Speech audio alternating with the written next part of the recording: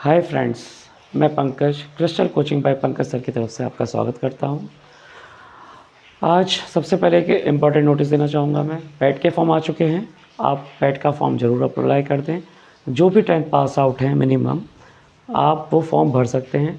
आपको पता ही है पिछले 2 साल से पैट की क्या भूमिका है। पैट क्या कराती है? यूपी ट्रिपल एस सी का है ये।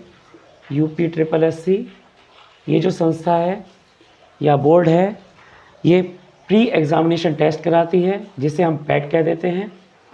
ये 10 से पास आउट तक के आगे तक के बच्चे भर सकते हैं। ये प्री का एग्ज़ाम एक बार करा लेगी, उसका एक स्कोर कार्ड दे देगी। फिर पूरे साल में जो भी वैकेंसीज़ आपकी निकलेंगी वो इसी के स्कोर कार्ड के हिसाब से निकलेगी।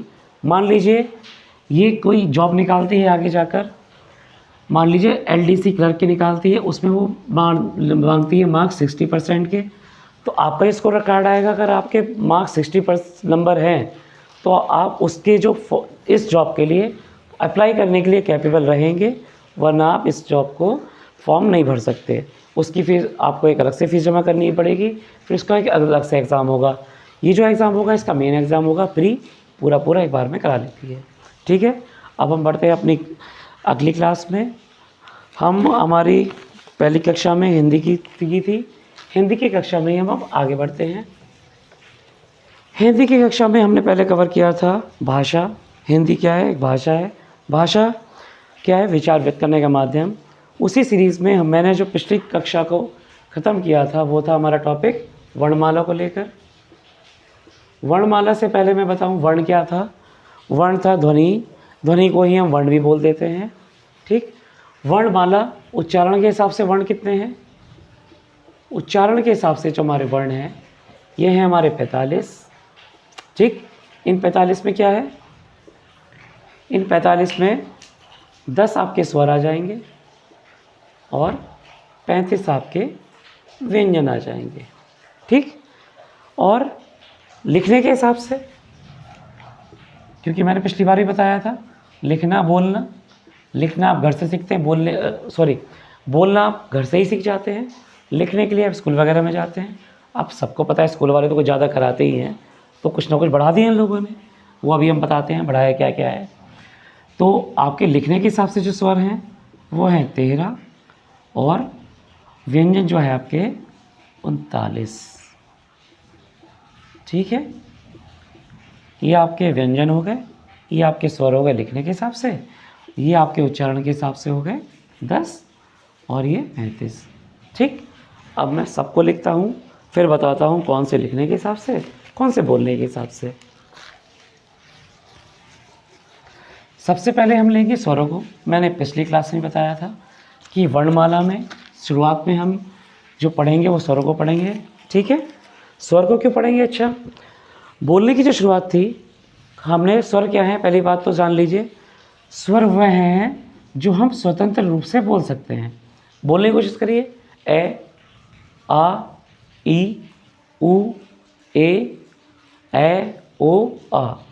इसमें कहीं भी आप देखो आपको ज़्यादा मेहनत नहीं करनी पड़ रही, सिर्फ और सिर्फ आप हवा को बाहर निकाल रहे हैं, आपको मेहनत नहीं करनी पड़े। अब आप व्यंजन बोलिए, देखिए कै, कहीं ना कहीं आपके गले में कुछ ऐसा, आप हल्का सा जीभ को अंदर की तरफ टच करें। कै, कंठ में खे, गे, घे, ड़े। ठीक, अब चा बोलिए, च, छ। थोड़ी सी मेहनत करनी पड़ रही होगी। कोई भी व्यंजन आप बोल के देख लीजिए, चाहे वो टे वर्ग हो, ठीक, चाहे तय वर्ग हो। ठीक है, तो सबसे पहले हम देखते हैं स्वरों को। स्वर क्या है? जो हम स्वतंत्र रूप से बोलते हैं, स्वतंत्र रूप से बोले जाने वाले वर्ण।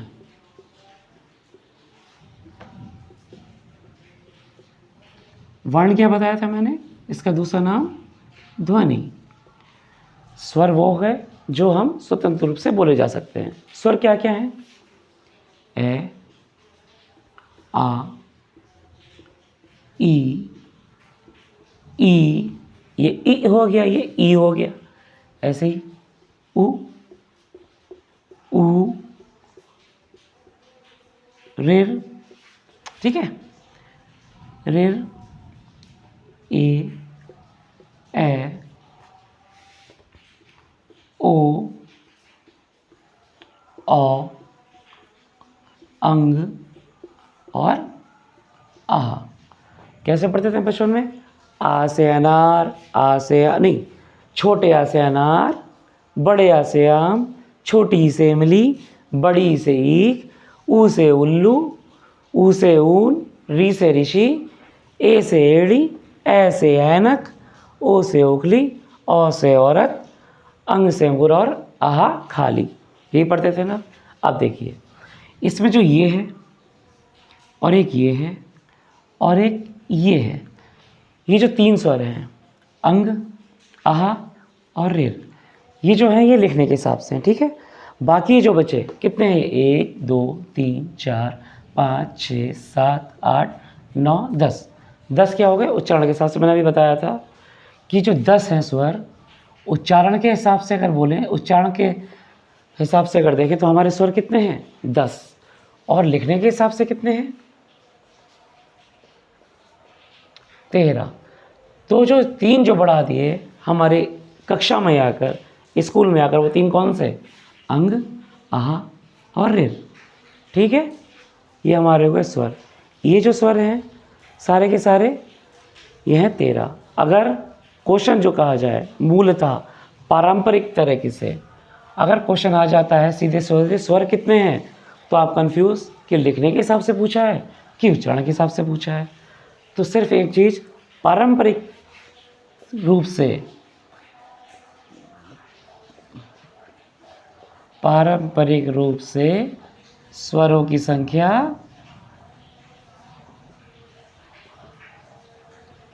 होती है 13। इस चीज़ को आप हमेशा याद रखें। पारंपरिक रूप से, पारंपरिक क्या, जो परंपरा चली आ रही है पहले से। परंपरा एकदम से तो नहीं बनती ना, हमारे पूर्वज, उनके पूर्वज, उनके पूर्वज तब से चला आ रहा है। उन्हें स्वरों की संख्या कितनी मानी? 13। तो हमें जब भी क्वेश्चन आएगा स्वर कितने हैं, तो हम कितना टिक लगाएंगे? 13, ठीक है। अब हम बढ़ते हैं स्वरों की तरफ, वो व्यंजनों की तरफ। इसका आप स्क्रीनशॉट लेना चाहें तो ले सकते हैं, ठीक है। अब हम बात करते हैं स्वरों की। स्वर कितने हैं? लिखने के हिसाब से 35 और बोलने के हिसाब से, उच्चारण के हिसाब से 35 और लिखने के हिसाब से 39। लिखते हैं, चलिए। सबसे पहले हम पढ़ते हैं का से कबूतर वाला, का वर्ग। इसे और बोल देते हैं, ये जो आवाज़ निकलती है हमारी कै वाली, ये कहीं ना कहीं हमारे कंठ से निकलती है। मेरे साथ बोल कर देखना, आपको खुद महसूस होगा। कै, खे, गे, घे।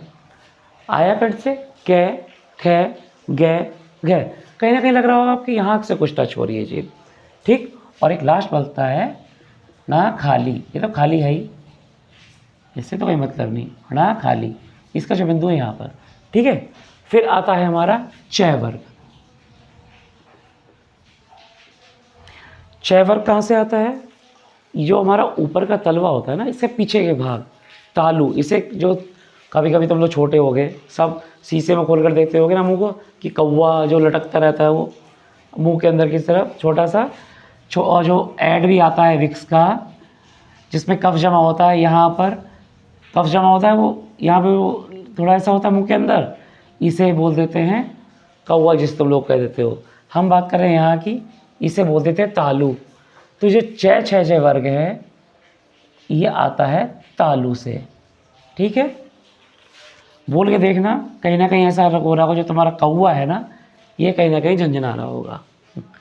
चय हल्का हुआ, चय वाइब्रेशन टाइप की, छः,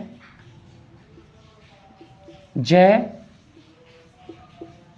झय जहाँ से झरना, और इया, ठीक है।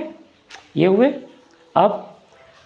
अब जो तालु मैंने बताया अभी, उसका थोड़ा सा आगे का भाग, इसे बोलते थे मूर्धन्य। जैसे इसे और दूसरा नाम है इसका टय वर्ग, टय वर्ग। ऐसे इसका दूसरा नाम था चय वर्ग। वर्ग किस हिसाब से, कि पहला वर्ड है उसी हिसाब से उसे ले लिया, लिख रखा था चय वर्ग मैंने। चलो, ये है टय वर्ग, क्या हो गया, टे। जीभ को देखो, टे, जीभ मुड़ के कहीं ना कहीं ऊपर के तालु की तरफ आ रही है। टे आई, ट्राई करो बोलने का, कोशिश करो। टे, ठे, डे, ढे और णे। ठीक है। अच्छा, डा से डमरू आपने पढ़ा है, और जैसे ये होता है ड़ा, एक तो ये बढ़ गया लिखने के हिसाब से, ठीक। ऐसे ये ढा से ढक्कन वाला आपने ढा पढ़ा होगा, और जो हम पढ़ने में लिखते हैं पढ़ना, ये तो ये जो है ये जो दो व्यंजन एक्स्ट्रा निकल के आए, इन व्यंजनों को कह देते हैं हम द्विगुण व्यंजन। द्विगुण व्यंजन, ठीक है। इसकी फॉर्म में नीचे बिंदु लग गया, दूसरा गुण आ गया, द्विगुण व्यंजन, ठीक। और बढ़ते हैं हम। अब जीभ हमारी सबसे पहले कंठ से बोले, फिर थोड़ा ऊपर से बोले, फिर थोड़ी जीभ ऊपर को टकराई, अब हमारी जीभ थोड़ा सा और आगे आएगी, तय वर्ग। तय वर्ग कहीं ना कहीं देखा जाए तो आप बोल के तय, थे, दे, ध। जीभ जो हमारी दांत से टकरा रही है, कोशिश करके देखो टकरा रही है नहीं टकरा रही है। वो बात अलग है, अगर आप बोबले हो तो आपके दांत नहीं है तो नहीं टकराएगी आपकी। दंतस्थ, दंतस्थ व्यंजन, ठीक है। क्या हो गया, ते, थे, दे, धे और ने।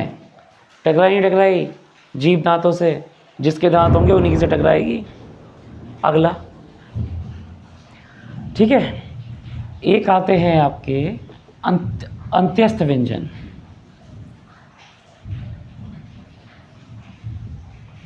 अंत्यस्थ व्यंजन जैसे ये, रे, ले और वे, ठीक। अच्छा, दांत तक आ गए थे, अब उसके बाद होठों पर आते हैं, या ये कहूँ इसकी जगह थोड़ी बाद में थी, मैंने इसको पहले लिख दिया, ठीक है। इसकी जगह बाद में थी, इसको मैंने पहले लिख दिया। चलो, मैंने बात की थी पहले क्या, वर्णमाला। वर्णमाला सब व्यवस्थित क्रम है, तो हम थोड़ा सा उस हिसाब से करेंगे। पहले हम होठों पर ही आएंगे। होठों से ओष्ठ बोल देते हैं ना होठों को, ओष्ठ द्वारा कौन सा वर्ग है, पै वर्ग। बोल के देखो, कहीं ना कहीं आप इसमें सिर्फ होठों का इस्तेमाल कर रहे हैं। पै, फै, बै, भै और मैं, होठों का इस्तेमाल ना, पै, फै, बै, भै और मैं, ठीक है। पै, फै, बै, भै, मैं। अब बात करते हैं हम अंत्यस्थ व्यंजनों की। सबसे पहले हम गलकंठ से बोले, फिर थोड़ा सा ऊपर आकर तालु से बोले, फिर थोड़ा सा और आगे बढ़े मूर्धन्य से बोले, फिर थोड़ा सा और आगे बढ़े दंत से बोले, फिर थोड़ा सा और मुंह के भारी आ गए होठ से बोलने लगे, ठीक है। अंत्यस्थ व्यंजन कौन से हैं, ये, रे, ले और वे, ठीक। कितने हुए गिने, 1 2 3 4 5 6 7 8 9 10 11 12 13 14 15 16 17 18 19 20 21 22 23 24 25 26 27 28 29 30 31। अभी क्या क्या बचा, अभी बचा ऊष्म व्यंजन। ऊष्म व्यंजन वो जिसे बोलने पर हमारे अंदर की हवा मुंह से बाहर की तरफ आए, सांस हमारी गरम गरम होती है। बोल कर देखो आप, गरम गरम हवा है, चेक करो, गरम हवा बाहर निकल रही है, यानी कहीं ना कहीं ऊष्मा मिल रही है, इसलिए इन्हें बोल देते हैं ऊष्म व्यंजन। कौन कौन से हैं वो देखो, जिससे बोलने पर हमारी हवा थोड़ी बाहर पड़ रही है। से वैसे सभी व्यंजनों में हमारी हवा बाहर को निकलती है, ये लेकिन इसमें थोड़ा सा जोर से, ठीक। ये होता है से, ये होता है श, ये होता है श, थोड़ा सा और से, श और श, और एक अगला चौथा है। ठीक, ये हो जाते हैं हमारे उष् व्यंजन। कितने हो गए थे? 31 हो गए थे। 31 और 4 35। ठीक, अब तक हो गए 35। ये हमारे क्या हो गए?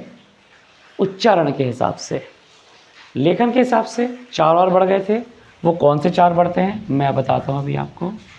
ये हो जाते हैं संयुक्त व्यंजन।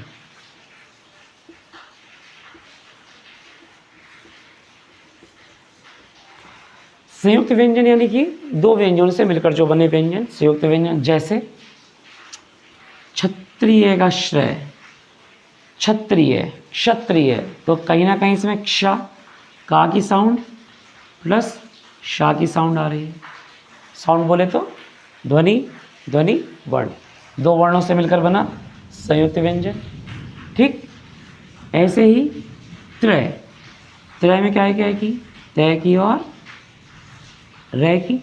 ठीक, फिर श्रेय, जिसे आप श्री बोल देते हैं। सही से लिखूं, थोड़ा गलत लिखा गया। श्रेय, इसमें और इसमें अंतर इतना ही, घूम के बना, ये सीधे बन गया। ठीक, श्रेय, इसमें कहीं ना कहीं आपकी शा की साउंड है और रा की ध्वनि है। साउंड नहीं बोलूँगा, ध्वनि बोलूँगा, क्योंकि हमारी हिंदी की कक्षा चल रही है। उसके बाद एक और बचता है ज्ञ। ज्ञ, ये जय और इया की साउंड आती है। इया कहाँ है? ये है इया। ठीक, ये आपके 4 संयुक्त व्यंजन, 1 2 3 4, 35 और 4 29। क्या क्या हुए इसमें? 33 आपके मूल व्यंजन, ठीक, प्लस 2 आपके द्विगुण व्यंजन, प्लस 4 आपके संयुक्त व्यंजन। ठीक है, हो गए आपके 39। ठीक, 13 और 39 कितने हो गए? 13 प्लस 39। 13 क्या थे? लिखने के हिसाब से स्वर। 39 क्या है? लिखने के हिसाब से व्यंजन। कितने हो गए पूरे पूरे? 52।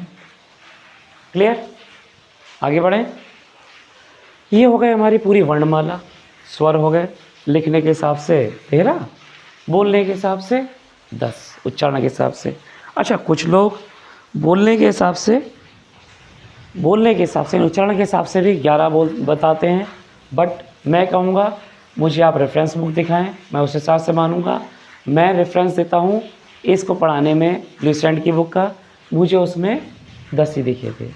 अगर कोई कहता है 11 तो प्लीज़ मुझे बुक ज़रूर रेफ़र करना कि किस बुक के हिसाब से आप 11 बता रहे हो उच्चारण के स्वर। ठीक है, अब बढ़ते हैं आगे। अब हम करते हैं वर्गीकरण, स्वरों का वर्गीकरण। इतना आपको अगर स्नैपशॉट लेना है तो आप स्नैपशॉट ले सकते हैं। ठीक, रब करता हूँ मैं इसको। बाकी आप अपने प्रयास पर तत्पर रहें। जितना आप अपना प्रयास करेंगे आप अपनी सफलता के उतना ही नज़दीक पहुँचेंगे, उतना ही पास पहुँचेंगे। प्रयास करने पर तो पत्थर में भी गड्ढा हो जाता है। एक बूंद लगातार एक जगह पत्थर में पड़ती रहे, कुछ टाइम बाद वहाँ भी गड्ढा सा हो जाता है। यकीन नहीं आता, अगर आपके कहीं टंकी या नल हो उसके नीचे जाके देख लेना, कहीं ना कहीं गड्ढा सा तो ज़रूर होगा, क्योंकि वहाँ हमेशा पानी पड़ता है। ठीक, इसलिए हमेशा प्रयास करता रहें। ये ना सोचें कि हम पढ़ाई में अच्छे नहीं हैं, हमसे नहीं हो पाएगा, हम कैसे जॉब पाएंगे। आप जॉब मिलना ना मिलना एक अलग बात, लेकिन आपकी कोशिश, मेहनत में कभी कमी नहीं आनी चाहिए। मेहनत करते रहो, कभी ना कभी तो मिल ही जाएगी। ठीक है, चलिए अब हम करते हैं स्वरों का वर्गीकरण।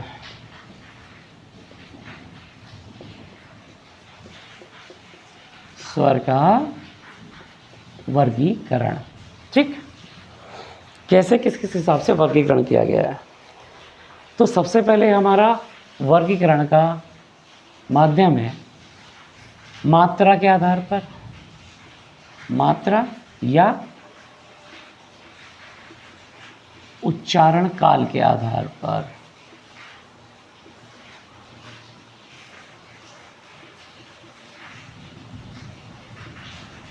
यानी कि जिसमें बोलने में समय ज़्यादा लग रहा होगा वो अलग कैटेगरी में आएंगे, जिन्हें उससे थोड़ा सा ज़्यादा लग रहा है वो अलग कैटेगरी में आएंगे, और भी ज़्यादा समय लग रहा होगा तो वो थोड़ा अलग कैटेगरी में आएंगे। ठीक है, मेरे पसीने को ना देखें, लाइट चली गई है, मौसम भी ख़राब है, पसीने पे ध्यान ना देते हुए सिर्फ पढ़ाई पर ध्यान देते हैं। ठीक है, इसका पहला है ह्रस्व स्वर। इसी के अंदर हेडिंग में पहला पॉइंट है ह्रस्व स्वर। ह्रस्व स्वर वो जिन्हें बोलने में कम समय लगता है, जिनके उच्चारण में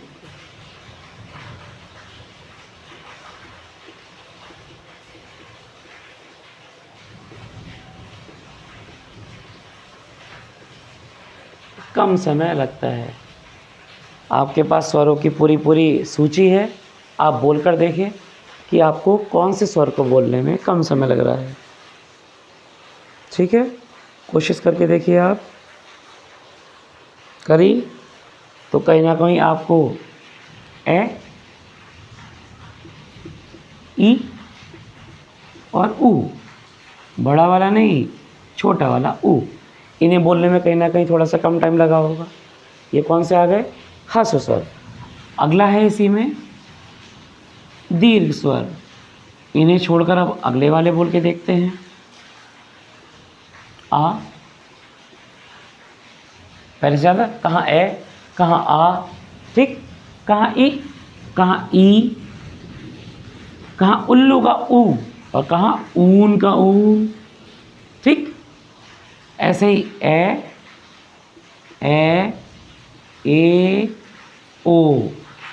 ठीक, ये क्या हो गए सारे आपके? ये हो गए आपके दीर्घ स्वर। ठीक है, इसके बाद एक और स्वर आता है। क्या हिसाब से देखो, इसमें जितना समय लगा बोलने में उससे लगभग डबल लगाना है इसमें। कहाँ ए, कहाँ आ, कहाँ ई, कहाँ ई, कहाँ ऊ, कहाँ ऊ। ठीक है, ये से दुगनी मात्रा के हिसाब से बोलें तो इसमें उससे डबल मात्रा लग रही है। ठीक, यहाँ ए था, यहाँ एक मात्रा और लग गई, यहाँ छोटी ही थी यहाँ बड़ी ही लग गई, यहाँ छोटा होता है यहाँ बड़ा हो गया।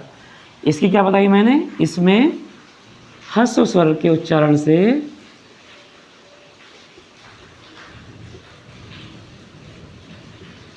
ह्रस्व स्वर के उच्चारण में लगे समय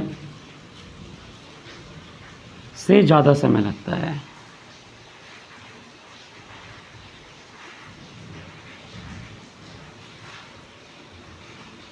ठीक है,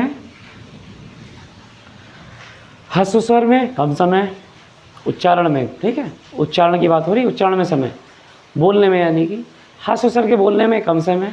दीर्घ स्वर में ह्रस्व स्वर की तुलना है। ऐसे क्या पता ज़्यादा है कम? ज़्यादा है कम का पता कभी चलेगा जब आप किसी से तुलना करेंगे। मैं कह दूँ ये लाइन लंबी है, कैसे कह दूँ लंबी है जब तक इसके सामने छोटी लाइन ना आए। अब मैं कह दूँ ये लाइन छोटी है, कैसे कह दूँ जब तक ये छोटी लाइन ना हो। अगर मैं एक लाइन और खींच दूँ तब ये कहूँगा हाँ ये लाइन छोटी है, इससे कंपैरिजन तो होगा, तुलना तो करी जाएगी, तभी तो बता दोगे आप। ऐसी थोड़ी ना कह दोगे ज़्यादा समय कम समय। ठीक है, तो दीर्घ स्वर वो जिनके उच्चारण में ह्रस्व स्वर के लगे उच्चारण के समय से ज़्यादा समय लगता है। एक और आ जाता है प्लुत, आधा पे, लय छोटू की मात्रा और तय, प्लुत स्वर। ये वे स्वर जिनके उच्चारण में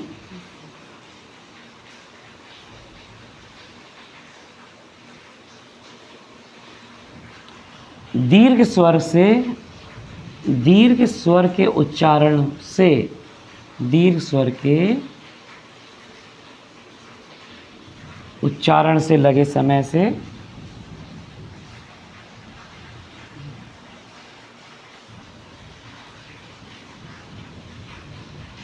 ज़्यादा समय लगता है। ठीक है, ये नॉर्मली हम यही बोलते हैं। ये तो जैसे नाटक वगैरह हो गए, या कोई बहुत दूर है उसे हम आवाज़ लगा रहे हैं, अरे ए राम। राम एक होता है नॉर्मल राम, राम। एक कहें राम, ये जो 2 मात्रा हमने और चली, ये जो गैप लिया हमने आग के डंडे का, ये कहीं ना कहीं टाइम को बढ़ा गया, दीर्घ स्वर से ज़्यादा समय ले गया। राम नाटकों में कैसे कहते हैं, आज खुश तो बहुत होगे तुम, नॉर्मली तो बोल सकता था वो, आज खुश तो बहुत होगे तुम, बट नाटकों में, संवादों में जहाँ पर थोड़ा सा अट्रैक्टिव कर सकें वह ऐसे वर्ड बोलते हैं। उन्हें समय तो ज़्यादा लग रहा है, हम उन्हें कैटेगराइज कर रहे हैं, हम उन्हें वर्गीकरण कर रहे हैं, इसलिए हम उसे बांट रहे हैं। तो प्लुस स्वर कौन सा, जिन्हें दीर्घ स्वर के उच्चारण से लगे समय में ज़्यादा समय लगता है। एग्जाम्पल में राम ही लिखते हैं। एक तो ये मात्रा है, ना कि डा बनाया है मैंने। अच्छा, एक वर्ड जो तीनों में लेते हैं हम, हर्ष स्वर में हुआ कल, कैले कल, ठीक है, इसे मिटा दूँ, कैले कल, दीर्घ स्वर सिर्फ का की बात करना, कै हो गया कल, एक हो गया काल, ठीक।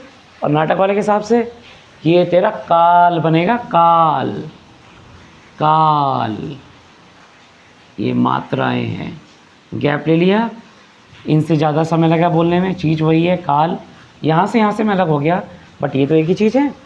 कहाँ काल और कहाँ काल, समय ज़्यादा लगा तो उसी हिसाब से वो प्लुस स्वर बन गया, ठीक। क्वेश्चन आए प्लुस स्वर पहचानो, तो बस कहीं ना कहीं यही गैप दे रखा होगा, ये मात्राएं करके दे रखी होंगी, ये जो 3 चीज़ है एक्स्ट्रा, ओके, ठीक।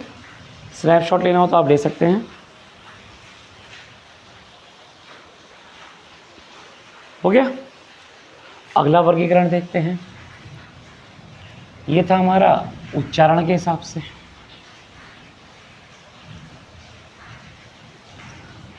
अब हम लेंगे जीभ की स्थिति के आधार पर। बोल के देखना जरा कोई वर्ड, स्वर ई, ई, कहीं ना कहीं ऐसा यूज़ नहीं हो रहा, जीभ का आगे का भाग यूज़ हो रहा है। ऊ, कहीं ना कहीं ऐसा लग रहा है पीछे के भाग यूज़ हो रहा है, ठीक है। देखते हैं जीभ की स्थिति के आधार पर। दूसरी कैटेगरी, जीभ की स्थिति के आधार पर। इसमें पहला पॉइंट होता है अग्रस्वर। अग्रस्वर वो जिन्हें बोलने पर, जिनके उच्चारण पर, उच्चारण में जीभ का अग्रभाग, अग्र का मतलब आगे का भाग, अग्र आगे का भाग काम करता है।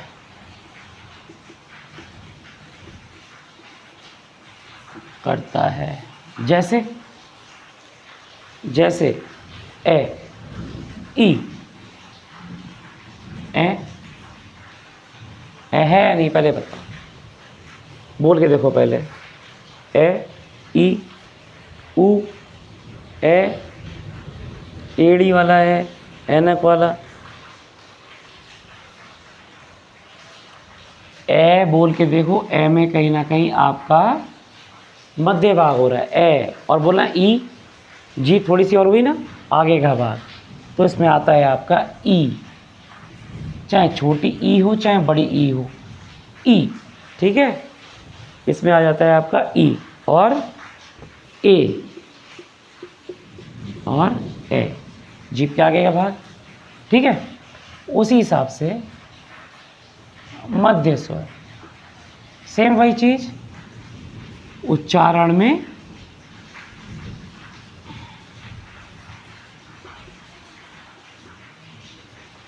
जीभ का मध्य का भाग इस्तेमाल होता है, जीभ का मध्य भाग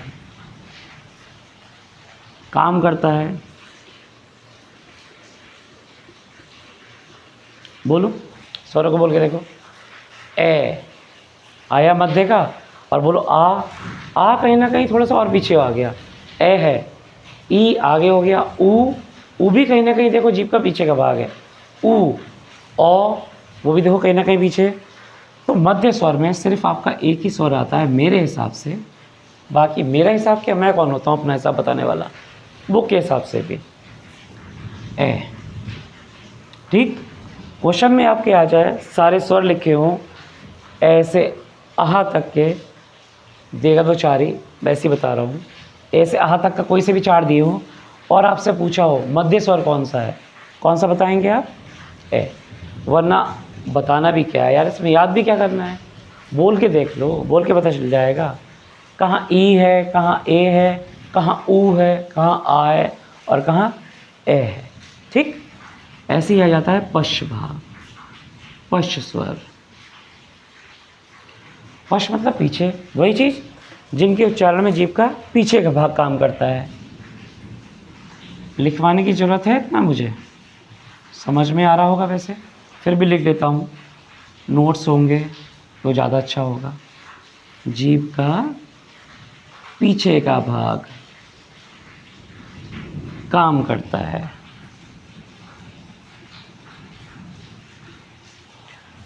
क्या है इसका एग्जाम्पल, आ, ऊ, ओ। बोल के देखो, कहीं ना कहीं कंठ के आसपास पीछे की जीभ काम कर रही है। आ, ऊ, ओ। ठीक है, ये हो गई हमारी जीभ की स्थिति पर। अगर आगे का भाग ई ए, ठीक, मध्य भाग ए, ठीक, और पश्च भाग आ, ऊ, ओ। स्नैपशॉट ले लो।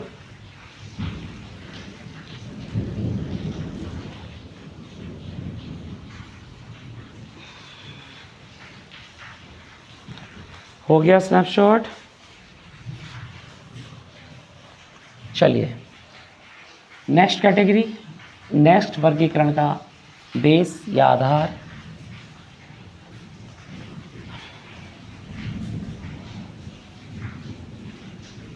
आज यहाँ इंद्रदेव ज़्यादा ही प्रसन्न हो गए हैं, गर्मी कुछ ज़्यादा ही थी।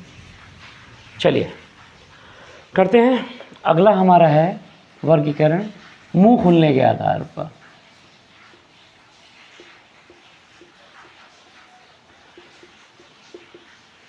मुंह खुलने के आधार पर, ठीक है। चलिए करते हैं, समृत स्वर, समृत स्वर। समृत स्वर, समृत स्वर वो जिन्हें बोलने पर मुंह थोड़ा कम खुलता है, ठीक है। समृत, मुंह कम खुलता है, मीन्स के मतलब ना के बराबर। स्वरों को बोलकर देखो, किसमें आपका मुंह बिल्कुल ना के बराबर खुल रहा है। ट्राई भी कर रहे हो या सिर्फ वीडियो देख रहे हो, तो कहीं ना कहीं ई देखो कितना सा मुखला, ई जरा सा बिल्कुल ना के बराबर। ई ऊ में भी जरा सा, बस होठ गोल हुए, ऊ और ऊ, ठीक है। ये हो गए आपके समृत स्वर। अब अर्ध समृत स्वर,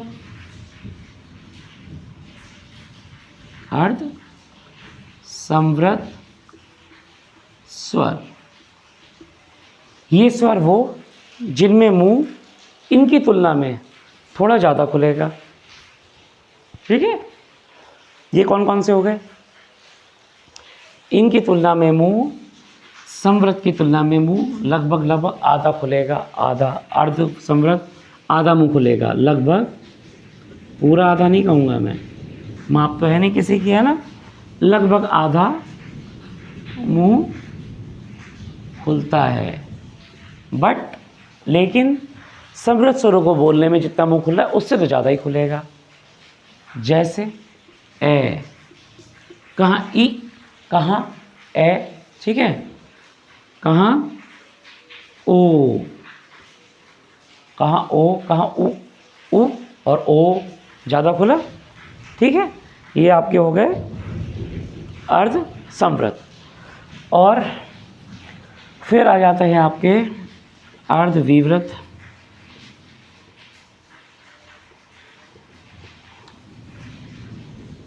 अच्छा, एक बात और, कुछ टीचर ने पढ़ाया है कि अर्ध संवृत में आधा मुंह खुलता है या लगभग आधा मुंह बंद रहता है। अगले में लिखा है आधा मुंह खुलता है। एक में आधा मुंह खुलना बताते हैं, एक में आधा मुंह बंद होना बताते हैं। दोनों कंडीशन में खुलता आधा ही रहा है, तो बताओ अंतर क्या है। किसी को कोई अंतर नहीं बताया मुझे किसी ने। आज मैंने अपनी क्लास में ही पूछा था, उन्हें किसी सर ने पढ़ाया था, उन्हें हमारे ही वैसे रिस्पेक्टेड सर हैं, बहुत अच्छा पढ़ाते हैं, बट भाई बच्चों की क्यूरियोसिटी है ना, बच्चे को पूछना चाहिए था। अगर बच्चा पूछता तो शायद सर ज़रूर बताते। बच्चे ही नहीं पूछेंगे तो सर क्या करेंगे, वो तो अपना आएंगे पढ़ा के चले जाएंगे। मैं किसी टीचर की कमी नहीं बताऊँगा, बच्चे की क्यूरियोसिटी नहीं है, पूछना ही चाहेंगे सर ऐसा क्यों, ध्यान ही नहीं दिया। एक में मुँह आधा खुला और एक में मुँह थोड़ा सा बंद, आधा खुला आधा बंद। बात तो एक ही है यार, बोतल में आधा पानी, खाली बोतल में आधा पानी भर दो तब भी बोतल आधी, और भरी हुई बोतल से आधा पानी निकाल दो तब भी बोतल आधी। बात तो आधी की आधी है। ठीक है, तो कहीं ना कहीं अर्ध संवृत में मुंह जितना खुला है, अर्ध विवृत में मुंह उससे थोड़ा ज़्यादा खुलेगा। जैसे ए और ए, ठीक है, ए और ए। और ओ है और ओ, कहाँ ओ कहाँ ओ, खुला मुंह और ज़्यादा। इनकी तुलना में अर्ध विवृत स्वर को बोलने में मुंह थोड़ा ज़्यादा खुलेगा। इसमें बिल्कुल कम, बिल्कुल कम, इसमें इतना सा, इसमें इतना सा मुंह खुला, इसमें इतना मुंह खुला, थोड़ा ज़्यादा खोल दिया, इसमें इतना मुंह खुला, इसमें इतना मुंह खुला। और लास्ट जो बचता है विवृत स्वर,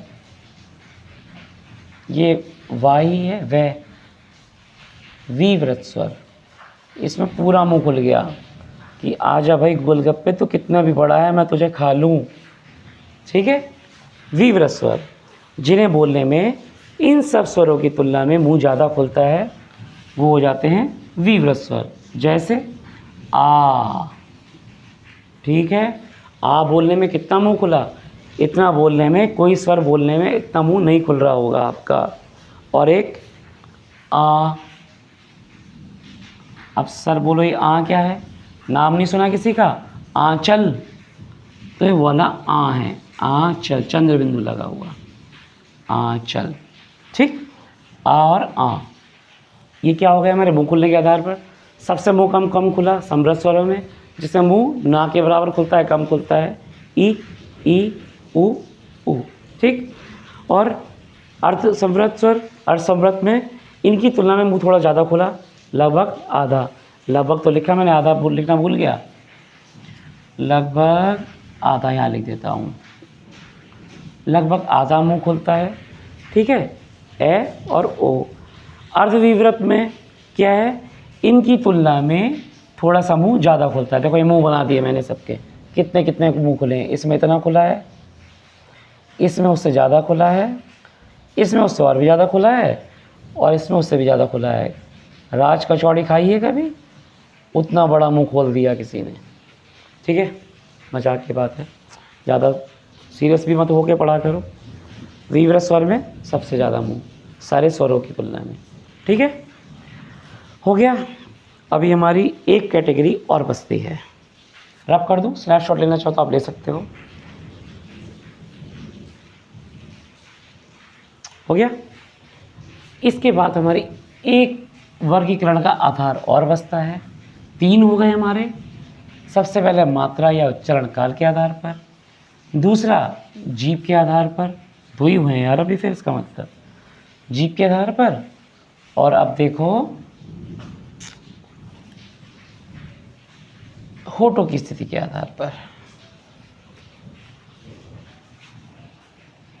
होठ होता है कि ओठ होता है, ओठों की स्थिति के आधार पर। ओठों की स्थिति के आधार पर,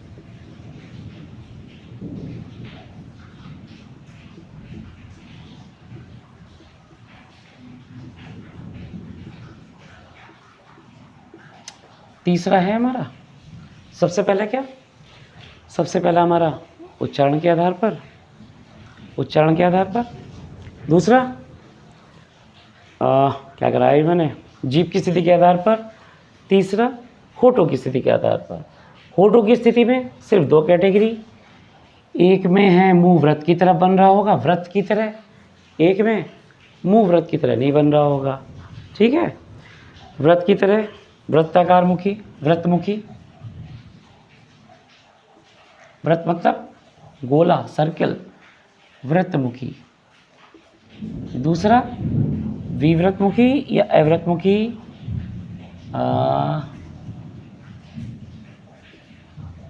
विव्रतमुखी। इसमें ऐसे स्वर जिन्हें बोलने में हमारे होठ पूरे गोल गोल हो रहे हों, ऐसे ऐसे करके, वो हो जाएंगे व्रतमुखी। और ऐसे स्वर जिन्हें बोलने में हमारे मुंह होठ थोड़े ऐसे हो रहे हों, पूरे गोल ना होकर, वो हो जाएंगे हमारे विव्रतमुखी। जैसे जिनमें गोल हो रहे हैं पूरे कौन से हैं, ऊ है, ऊ, और एक ऊ, ओ, देखो ऊ सर्किल, ऊ, ओ और ओ, ये कायम में आ गए व्रतमुखी वाले में। होठों की स्थिति व्रत की तरह, विव्रत जिसमें सर्किल नहीं बन रहा, आ, ए, ई,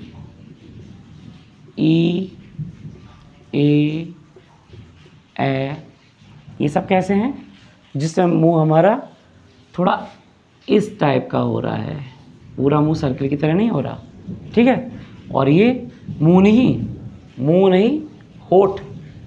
ठीक है, होठों की बात कर रहे हैं हम, जिसमें हमारे होठ सर्कल की तरह व्रतमुखी हो गए। ठीक है, जिनमें हमारे होठ पूरे गोल ना होकर थोड़े से वैसे रहे, वो विव्रतमुखी हो गए। ये इनके उदाहरण हो गए। क्वेश्चन आ जाता है कि व्रतमुखी स्वर कौन से हैं।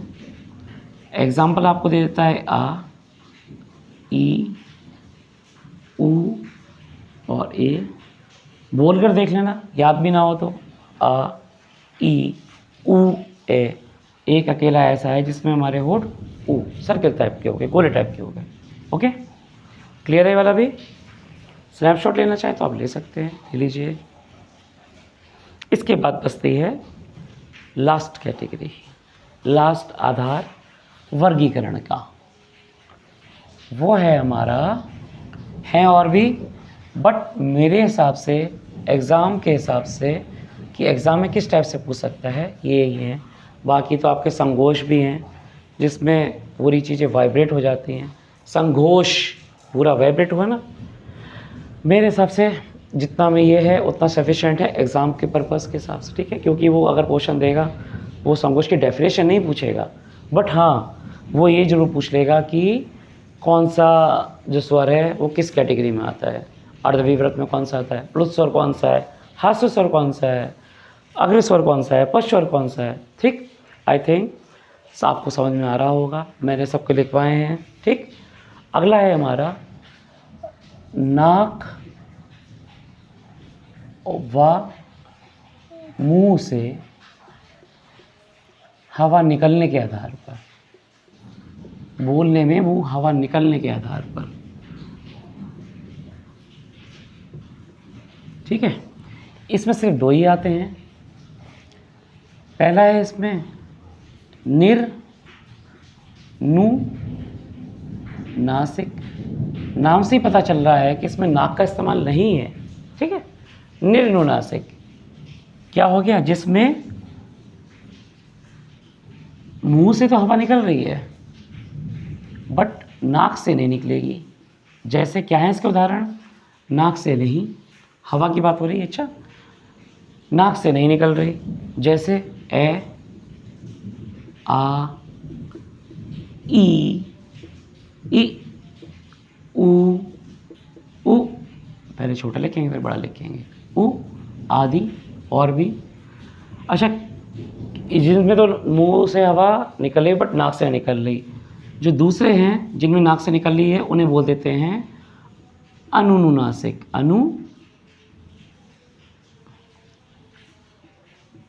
अनु बड़े हो की आएगी यार, अनुनुनासिक।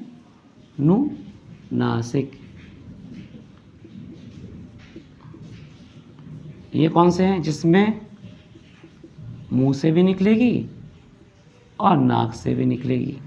कौन से हैं? अंग। मुंह से भी निकली, नाक से भी निकली। बोल के देख लेना। जिसकी नाक बंद हो उसका मैं कुछ नहीं कह सकता भाई, तुम्हें जुकाम है, पहले जुकाम ठीक करो, ठीक है। अंग, आंचल, नाक से आंचल, ठीक। अंग, ठीक। ये जो हो गए हमारे अनुनुनासिक, ये निनुनासिक। स्वरों का वर्गीकरण पूरा हो गया। नेक्स्ट क्लास में मैं कराऊंगा आपको व्यंजनों का। आज की क्लास में हमने क्या क्या पढ़ा? वर्णमाला में कितने वर्ण होते हैं, कितने स्वर में होते हैं लिखने के हिसाब से, कितने उच्चारण या बोलने के हिसाब से, ऐसे ही कितने व्यंजन लिखने के हिसाब से, कितने बोलने के हिसाब से। फिर मैंने स्वरों का वर्गीकरण किया, किस किस बेस पर? मात्रा या उच्चारण के आधार पर, मुंह की स्थिति के आधार पर, मुंह खुल रहा है कैसे, मतलब होठों की स्थिति, क्या मुंह बोल रहा हूँ मैं भी, मुंह तो पूरा होठों की स्थिति के आधार पर, ठीक। और जीभ की स्थिति के आधार पर, और ये नाक और मुंह से हवा निकलने के आधार पर, ठीक है। आज की क्लास में इतना ही। बाकी आपको जो भी दिक्कत हो आप प्लीज़ कमेंट कर दीजिए करिए।